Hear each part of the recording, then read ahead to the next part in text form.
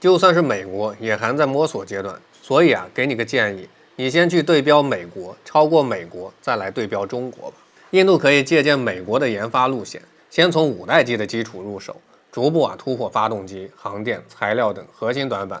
先学美国造出一款成熟的5代机，再考虑6代机的研发。歼36一亮相直接捅了印度人的肺管子，印度媒体直接破防，连夜发文喊出一句石破天惊的话：别再舔着脸求美国卖 F-35，我们必须向东看。印度国防研究网站2026年3月15日实打实发的文章，字里行间全是五味杂陈，羡慕、嫉妒、不甘，还有一丝被逼到墙角的无奈。你们想想，印度连5代机的影子都没摸到，中国6代机都已经迭代到第4架原型机，还搞出了3发动力无垂尾黑科技，这种代差打击换谁谁不慌。更刁钻的是啥？印度三哥不服还想硬刚，居然提出要跳过5代机，直接研发6代重型战机，扬言要向东方学习，对标歼36。这操作像极了一个连自行车都骑不稳的人，非要直接去开 F1 赛车。论语有云：欲速则不达，见小利则大事不成。今天咱们拆解3个核心问题。第一，歼36到底凭什么捅了印度人的肺管子？第二，印度媒体喊着向东看，是真心服软还是另有所图？第三，印度跳过5代机搞6代机，到底是异想天开还是有几分可能？最后咱们给印度三哥献上一个脚踏实地的解决方案，也让大家看清中国6代机独步全球的底气到底来自哪里。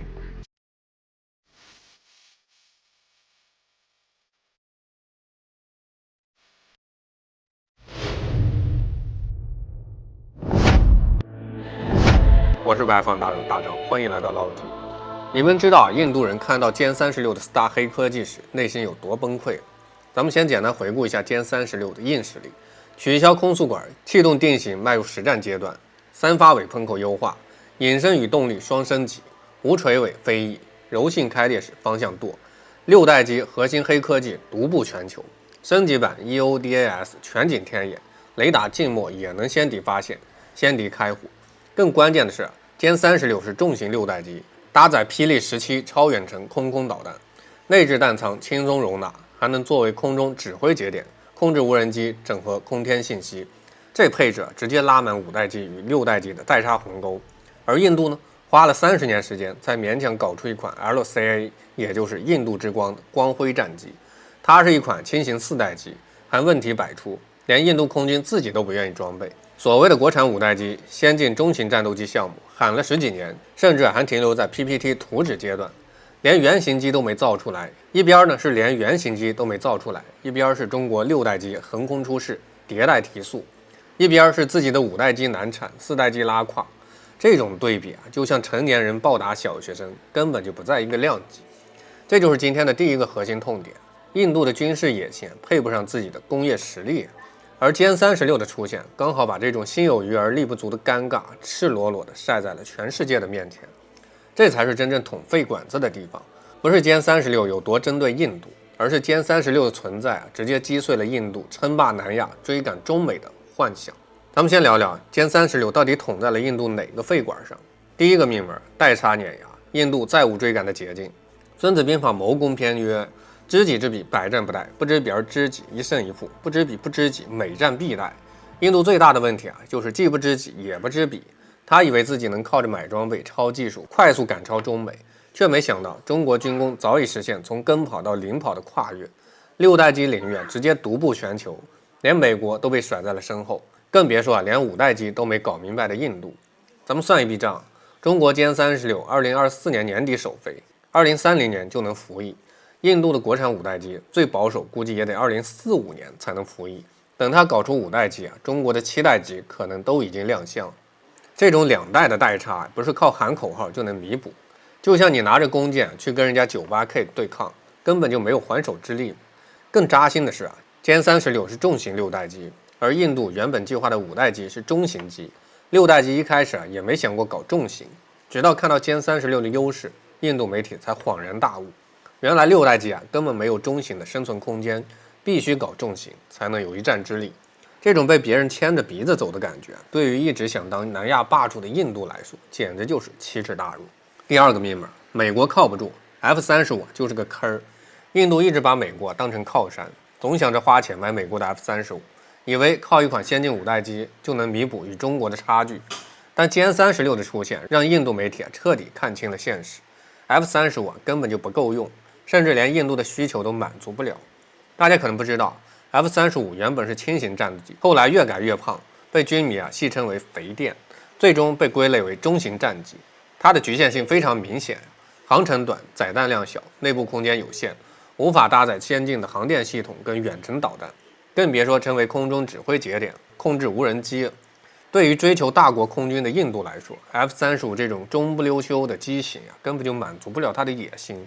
更重要的是美国卖 F-35从来都是带附加条件的，要捆绑购买美国的武器，要接受美国的监控，关键时刻还可能被卡脖子。印度之前买美国的无人机、战斗机，就多次被美国拿捏，要么涨价，要么拖延交付，要么不给核心技术。印美终于清醒，靠美国永远只能当小弟儿，永远赶不上中国，所以才急着喊别买35，必须向东看。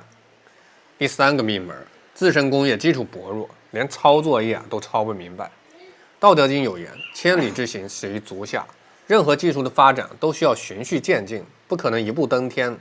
而印度恰恰犯了一个急功近利的大忌，连4代机光辉战机都没整明白，就想跳过5代机直接搞6代机，这简直就是天方夜谭。咱们回顾一下印度 LCA 光辉战机的研发历程，简直就是一部笑话史。从1980年提出计划到2011年才正式服役，整整花了30年时间，创下了全球研发时间最长的轻型战机记录。而且这款战机性能拉胯的离谱，实用升限15950米，最大载弹量4吨，最大飞行速度1.7马赫。别说跟中国的歼10比，就算跟些老旧的4代机比都不占优势。为什么光辉战机研发这么慢？因为印度工业基础太弱，飞机电传操纵系统搞不出来，要靠法国帮忙；多功能雷达搞不出来，要靠美国进口；发动机搞不出来，要靠俄罗斯提供。光辉战机就是一款万国牌组装机，印度自己连核心技术都没掌握，连4代机都要靠拼凑。印度居然喊着要搞6代重型战机，这不是异想天开是什么？说到这儿，可能有老铁会问，印度媒体喊向东看，是不是要向中国低头，求中国帮忙？大招告诉你，别太天真。三哥的向东看根本不是真心服软，而是被逼无奈的选择，背后藏着3个小心思。第一个小心思，借向东看给自己找台阶下。印度一直嘴硬，从来不肯承认自己落后于中国，就算歼36横空出世，他也不想直接说我不如中国，所以呢，他只能用向东看这种委婉的说法，既表达了对中国机6代机技术的认可，又保住了自个儿的面子。说白了就是死要面子活受罪，嘴上不认输，身体很诚实。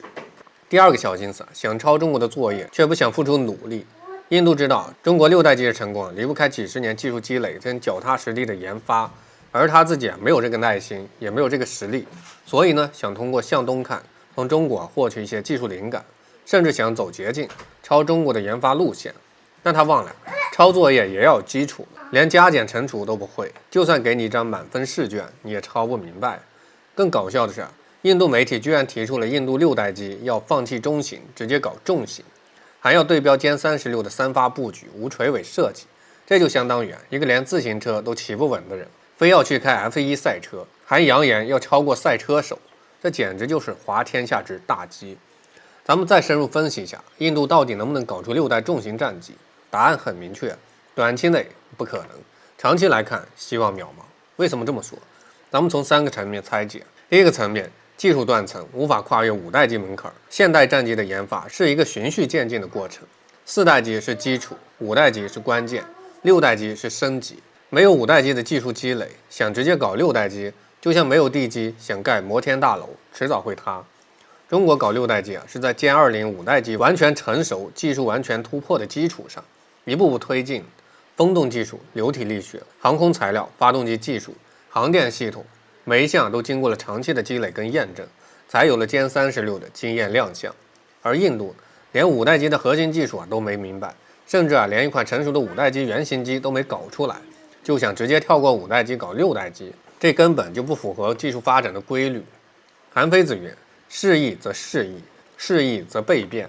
时代变了，空战规则变了，6代机的研发难度比5代机高出不止一个档次。无垂尾飞翼布局，柔性开裂式方向舵，分布式光电孔径系统，3发动力系统，每一项都是顶尖技术。就算是美国也还在摸索阶段，印度连5代机都整不明白，怎么可能搞定6代机？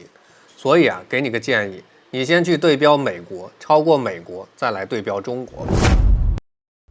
第二个层面，工业基础薄弱，无法支撑重型战机研发。重型6代机的研发对工业基础的要求极高，需要强大的航空制造能力、材料科学、电子技术、发动机技术作为支撑，而这些恰恰是印度的短板，短板中的短板。咱们就说是发动机吧，歼36采用3发大推力涡扇发动机，动力强劲，能满足重型6代机的高速远航需求。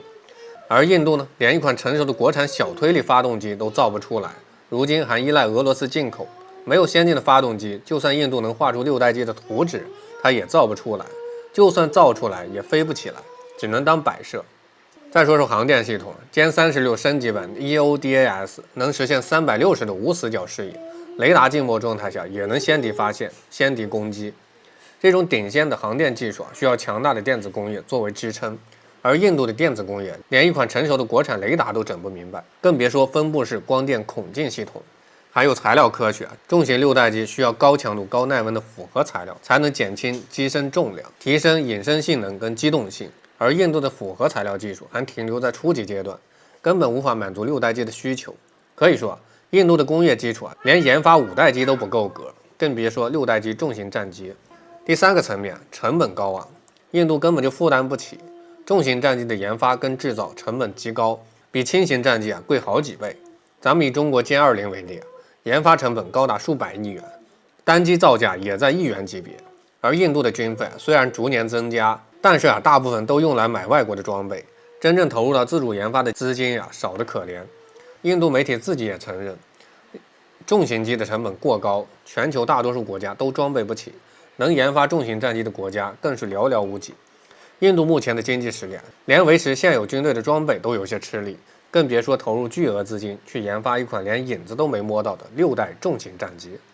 就算印度咬牙投入资金，也大概率会像光辉战机那样，研发周期无限延长，成本不断超支，最终造出一款落后于时代的战机。那么印度难道就真的没有出路了吗？当然有，咱这就给三哥赠送3个脚踏实地的解决方案。虽然三哥大概率也不会听。第一个方案，放下野心，脚踏实地，先搞定5代机吧。荀子劝学曰：不积跬步，无以至千里；不积小流，无以成江海。